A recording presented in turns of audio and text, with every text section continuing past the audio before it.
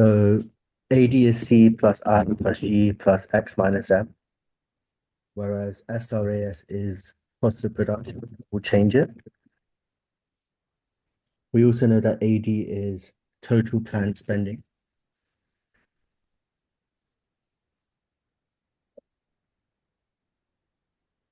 And we know that SRAS is the total planned output.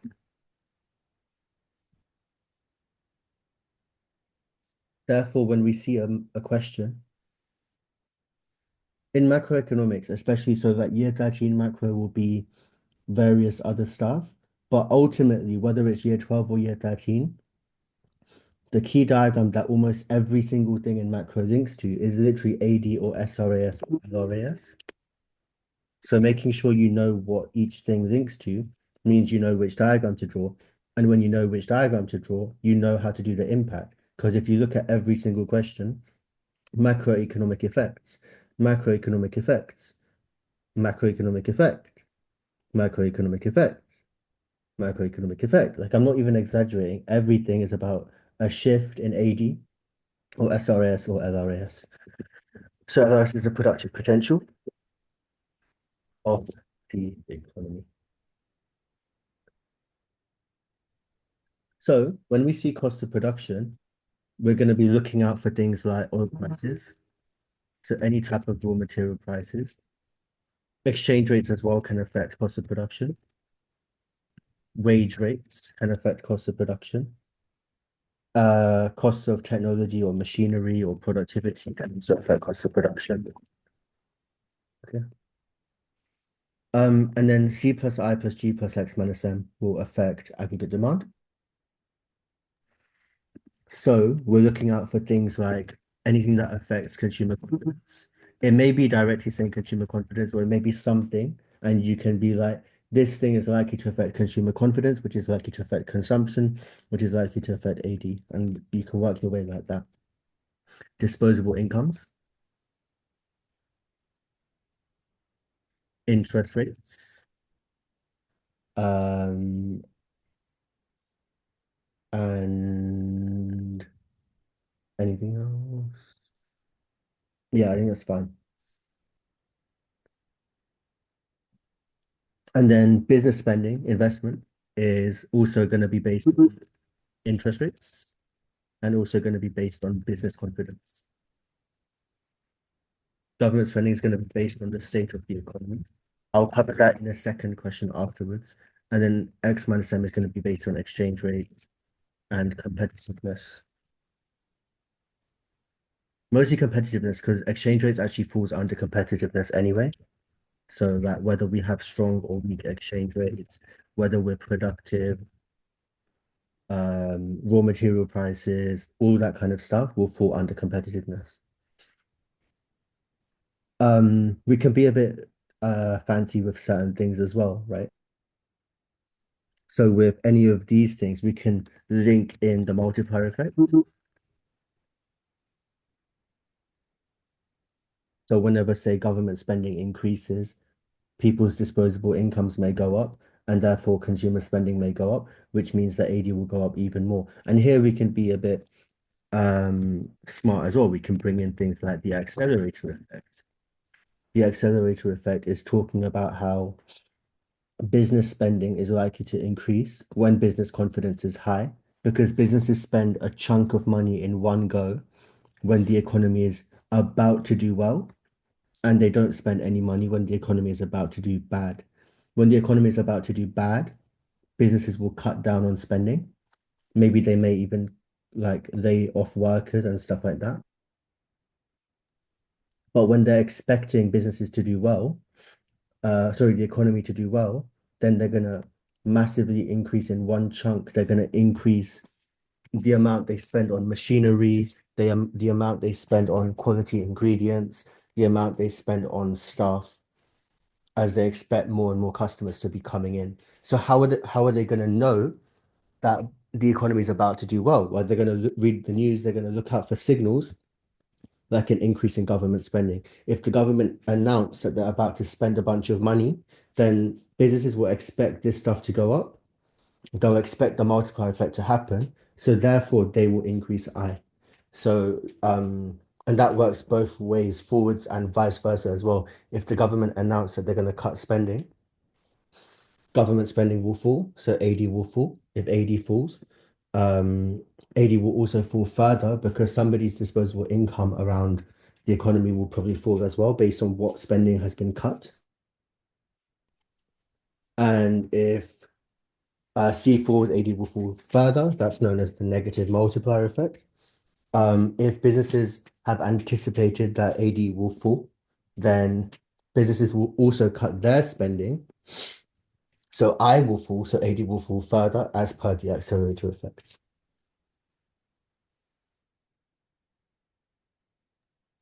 Okay. And then lastly, LRAS is all going to be based on supply side policies.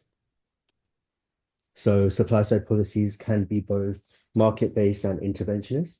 You've got a range of examples. Just be ready to spot them if the question is vague. Market-based, you've got stuff like reduce, cut income tax, cut corporation tax, cut benefits.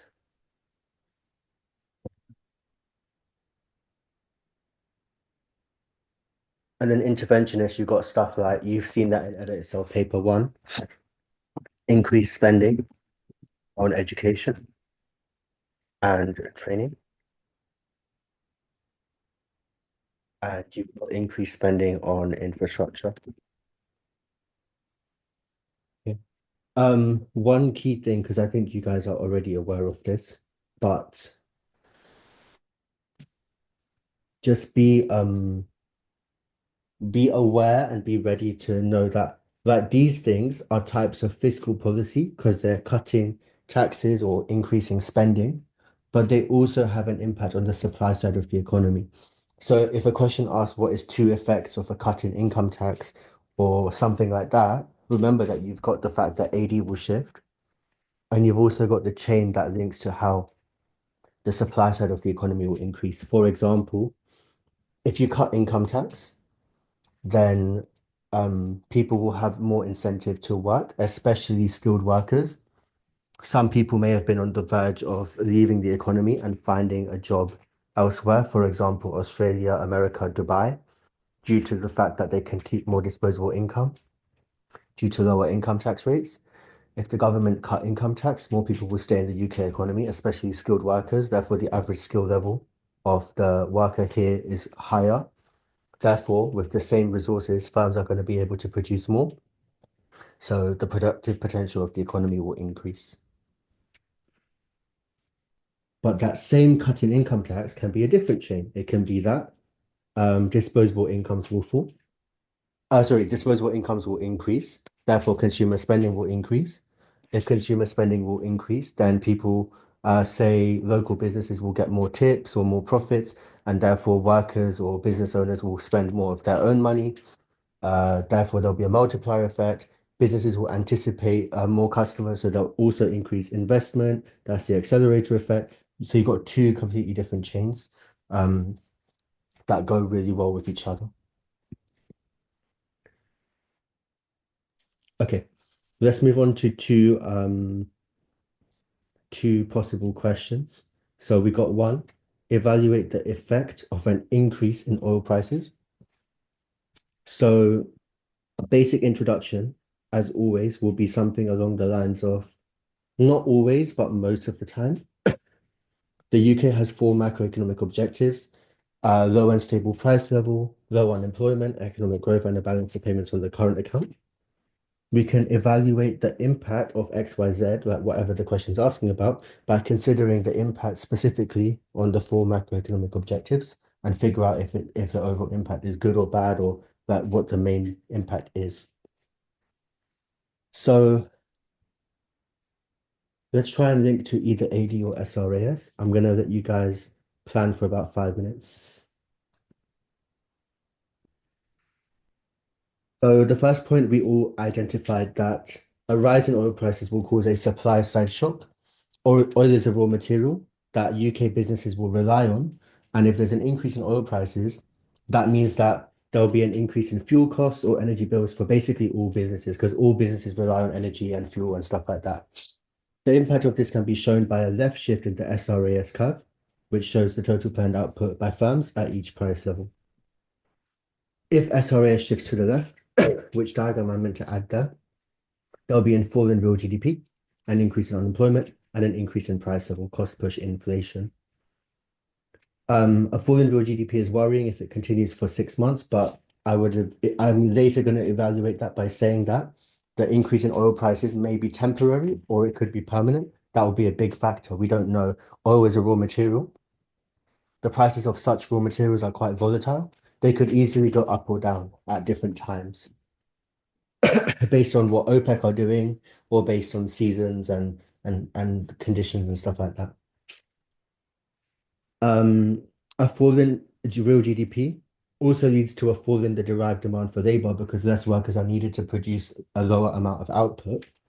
Therefore, firms will lay off workers. Also, because if their costs have gone up from producing oil, they're going to have to cut costs in another way. Hence, unemployment is likely to increase. Structural unemployment, maybe, because certain firms who use more energy are going to be impacted harder, whereas other firms like maybe service-based firms, I'm not sure, will not really be impacted by this. Also, there's the same amount of demand as there was before, chasing a lower production of goods and services. That means that there'll be an increase in price, so firms will push up prices because they can't cope up with the demand because they're producing less things. Inflation is damaging because it means that consumers have to ask for a pay rise or suffer from worse living standards if they stay on the same wages. That was my first paragraph. I haven't written my evaluation, but I would go somewhere along the lines of, I would talk about how oil is a raw material and prices are volatile and can fluctuate quite a bit at different times.